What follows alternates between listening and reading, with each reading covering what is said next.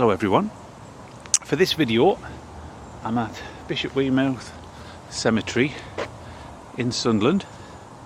It's looking very autumnal. It's a rather mild Wednesday afternoon.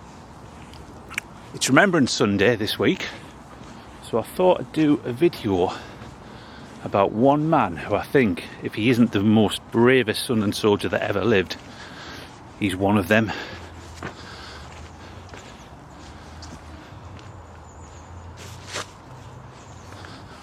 As we walk through here, there's pumpkins everywhere. I don't know if it's tradition that people bring the pumpkins to the cemetery after Halloween. There's absolutely tons of them all everywhere. It's probably about 50 or 60, and there's loads of squirrels out eating off them. So for this particular story, it's all about one man, Henry Herbert Reed, the eldest of 4 sons. And this man lived at 13 Oakwood Street, probably about, about a mile and a half, mile and 3/4 away down in Thornhill. The street is still there today. So, just a bit of background. Henry's father, during World War I, or the Great War, had been torpedoed 3 times, and during the World War II, his father's ship was sunk due to enemy action. So his father was obviously a brave man, fought for his country.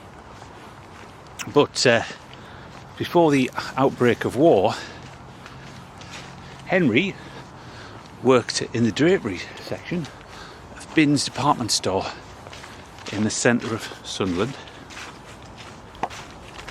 He became a gunner,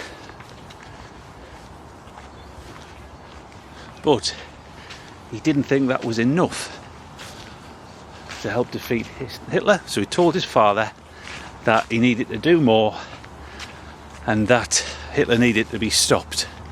And he said, we're the men to do it. So what he did, he actually volunteered to be a gunner on merchant ships during World War II. You might remember, if you ever did GCSE history, or I think we did it in secondary school, about the convoys which went across the Atlantic, and there was other things put in place to help defeat the Germans, such as putting gunners on ships to help try and defend them. So that was what Henry's role was. He actually volunteered to go to sea and be the gunner on one of these merchant ships, which I couldn't think of anything worse. So his 3rd ever trip out with one of these types of boats was in June 1941. So imagine, only your 3rd ever trip to sea, and it was the SS Cormount, and it was operating out in the North Sea. And on that particular voyage, it got attacked by German aircraft. Now these German aircraft were firing cannons, dropping bombs, and hitting the ship with machine guns. So Henry manned the gun, and he was the only thing to sort of protect the ship from the planes. It never mentioned whether there was one or plane attacking the ship, or more than one. But Henry got injured, but carried on. So literally, he's a man stood there with like a gun, taking on either one plane or several planes. A bit like if you ever saw Rambo First Blood Part 2, a man in one of those like gunboat type of things where the plane's attacking you, or helicopters and stuff. But also one of the chief officers on the ship and the steward became severely injured as well, and they were at risk of being killed. So he stopped using the gun and then took them to a place of safety, and he said, I'm going to carry on. And he stood there manning the gun. Sadly, he collapsed and died. that particular spot. When his body was looked at, it was evident that he'd been hit by machine gun fire and his stomach had been ripped open.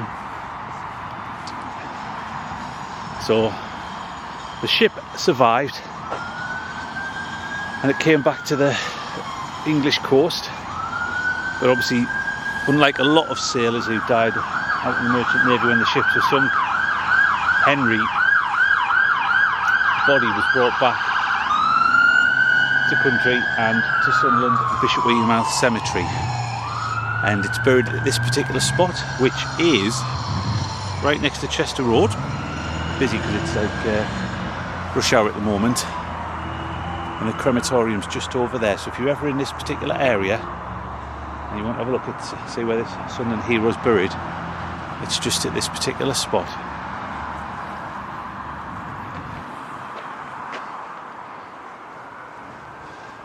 Now here's his memorial.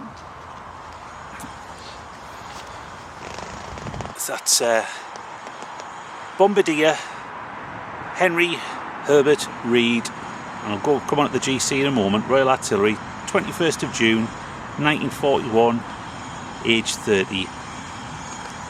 And at the bottom it mentions also his father Henry, 11th of November 1949, age 61, and his mother Annie, who died 18th of August 1960, aged 74. So this is where Henry is buried, and because of his absolute bravery, he wasn't forgotten. So posthumously he was awarded the George Cross, which is signified by that. So one of the highest awards of bravery a military man could receive.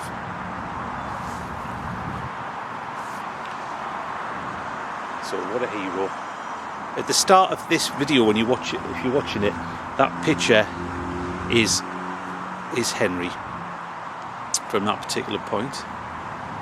And there might be some other couple of pictures you might be able to put into the video, you might see in the video as well. So what an absolute hero, brave man. Now there's no blue plaque or anything like that for him, but I think that would be nice to have one outside his house down in Thornhill where he lived. And there's hundreds of Commonwealth Grade Commission headstones in this particular cemetery, and also loads of mentions of the men who, airmen, pilots, mariners, soldiers who died in other countries, whose bodies were never brought back here, but buried in far off lands. Mentions Gallipoli, Gaza.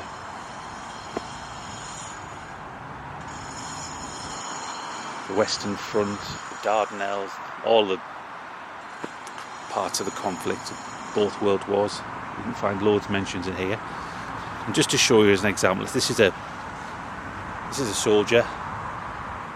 I've never researched him, I don't know anything about him, but leading aircraftman W.R. Hunham of the Royal Air Force, 2nd of August 1941, ages 26, and the little epitaph is "Memories live on. Families had to pay so much for each particular letter if they wanted the extra bits put on at the bottom." But all these Commonwealth Grave Commission headstones have like the regiment and the mottos if they have it. So there's one, that's the Royal Artillery symbol.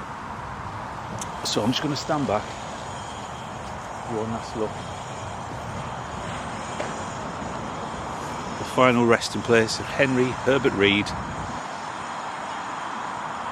received the George Cross for his immense bravery. So